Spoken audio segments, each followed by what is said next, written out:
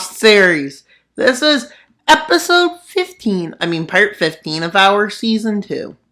And North India gets mad when South India refuses to join them. And they're enraged. And in their enragement, they start a war with the South, which isn't as powerful. Its power isn't as, well, let's say other thing. Whereas the North has its power and population. But probably is like a quarter as big as in today's timeline because of all the war. And yeah, war isn't good for population. With them not expecting the rapid maneuvers of the modern strategies that North India used. Quickly, North India sets up a stalemate. They get Bangladesh to join them and Mountain India, because that's what I'm going to call it. It's not really the North. Well, they cross in. But unaware of the situation, they think they're going to get through. They get to here. But India makes a plan. They land in Sri Lanka, opening a new front, which leads to collapse in the north. Well, they do get this far. But southern resistance fiercely pushes them back up the coast. But at this point, they manage to hold it down there and make a counter-offensive in the north. Against the Bangladesh area, they manage to quickly and swiftly march in. Why so fast, you may ask? Because they can. And then comes the collapse of them, followed by the collapse of South India. So let's see the peace treaty. A democracy in which you imperialize your enemies. And their next goal is to go after, well, Pakistan. Because they can't really take the northern part back, the north part. Iraq decides one last thing. They will take over Iran, take the big chunk of the east, like the mountainous areas. And they also decide to puppet the west. They want to annex the western part and puppet the eastern part. And quickly they start moving in. Iran is struggling throughout this part of the war. But quickly the Democratic Asia's forces decide to send forces back. Decides to send some aid, which allows Iran to make the front line like this, protecting their capital. Saudi Arabia decides to join, but this was a big mistake. They thought they would quickly take lands, but instead they get held back. Imperial Turkey decides to join the war. They barely manage to hold the ground. With Iran mobilizing, which means a massive pushback happens, and Iraq is on the verge of capitulating. You may say that doesn't make much sense. Barely any other country is taken. Why would they be on the verge? Well, their economy is collapsing because they were meant to win this war quick. With them moving in and managing to take Tehran. But that did nothing because Iran already moved its government away. With the country of Turkey being pushed back a bit, a white peace treaty is offered in which both sides go back to normal. But it's rejected by Iran, Saudi Arabia, and Turkey. With Iraq thinking this war would be easy. So they decide to make a counter-offensive in the south. Knowing if they beat Saudi Arabia once, they can do it twice.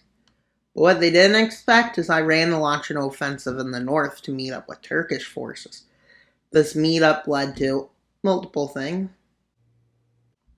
And Iran and Saudi Arabia's forces meet. And then they decide to do a spearhead from Iran to capture Baghdad, which they managed to do. This leads Iraq, to surrender. And why is Iraq surrendering? Because they had no chance of victory. Let's see the managing to be kept by Mesopotamian Empire, and they still got access to the Mediterranean Sea. Turkey took a lot of the north, Iran took a lot of the east, and Saudi Arabia took quite a bit of the south. With an agreement being reached, between Siberia and Russia to split the Ural state as the Ural state started collapsing. And they decide to split it along these lines. Why do they decide to split it? Because it's their best move. And well, if it's your best move, that's probably what you're doing.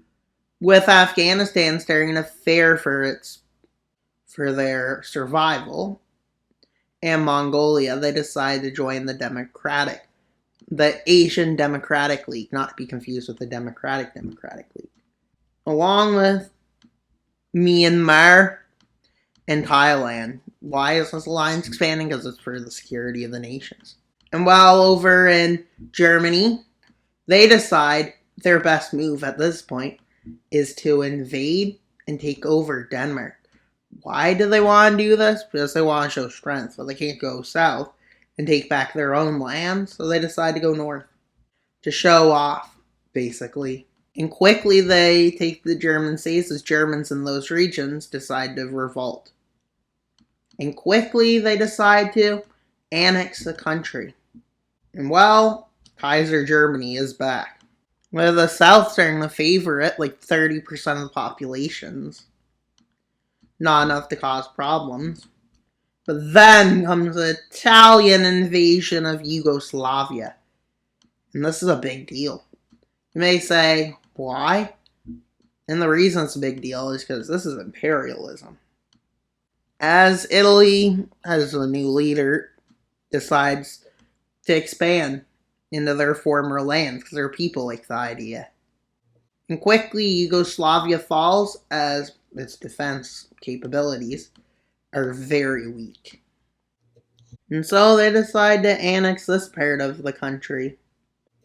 And what do they do with the rest, you may say? Oh, they just puppet it. And that's a big idea. Puppets are a good idea sometimes. And sometimes is a key word.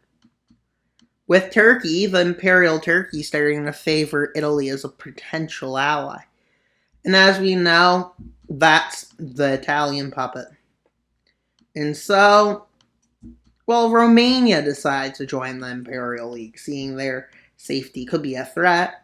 Not Imperial, the Democratic League. Chad, Algeria, North Spain decides to join it.